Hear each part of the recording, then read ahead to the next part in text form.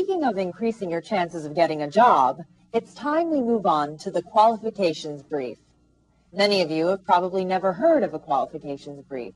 Well, it's something like a resume, but a lot better, especially if you're a newcomer to the job market. A qualifications brief, or Q brief, will set you apart from the masses of people who send their resumes to prospective employers. Now, resumes, as you probably know, give a brief overview of a person's work history and educational background.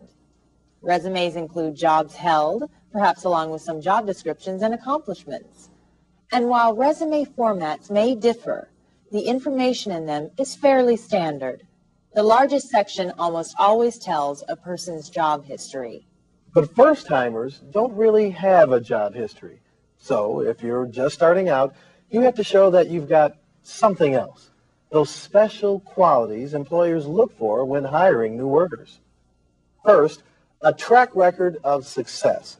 If you can show that you've been successful at something, or more than one thing, in school or in an extracurricular, church, or club activity, you let the prospective employer know that you've probably got what it takes to be successful on the job also. If you can relate that success to the job you're seeking, all the better. Second, you need to show that you can be professional.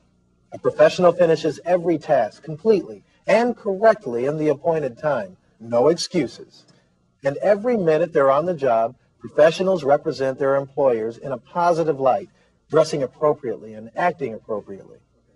Third, dependability. Employers really do depend on their employees to do their jobs day in and day out. Next, honesty. No employer wants to have a dishonest employee. And finally, if you can show on your qualifications brief that you can be a team player, that is, work well with others to get a job done, you're going to get some interviews. Okay, now that we've given you the general idea, let's cover some details. To do that, we'll look at Maria Sanchez, who's done a lot of self-analysis and, with the help of her school's vocational counselor, has decided what she'd really like to do is work in an office as a receptionist. So here's her qualifications brief. It's designed specifically to get an interview. At the top, you see Maria's name, address, and phone number. That immediately gives the prospective employer the most basic information he or she needs. Then, right below, Maria's shown that she can be successful. Notice that she comes right out and says, a record of success. A Q brief is no place to be modest. You're selling yourself. And as with any other salesperson, you have to emphasize the positive. Maria talks first about her success in a part-time job, specifically that Part-Time Employee of the Month award she received. Next, she mentions her attendance record as another aspect of that success. That's definitely important.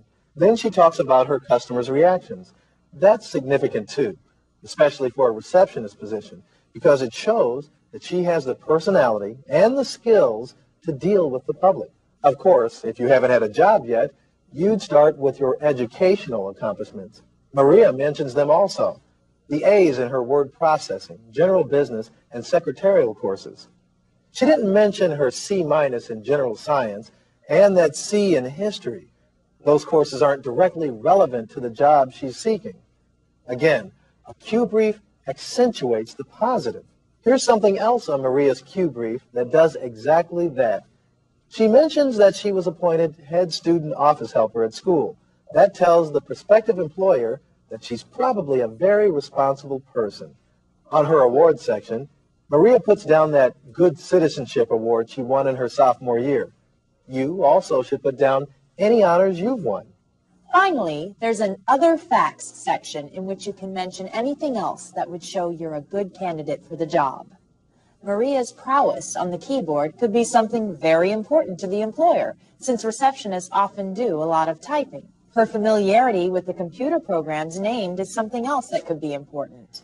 Maria's mentioned many of her sports activities, too.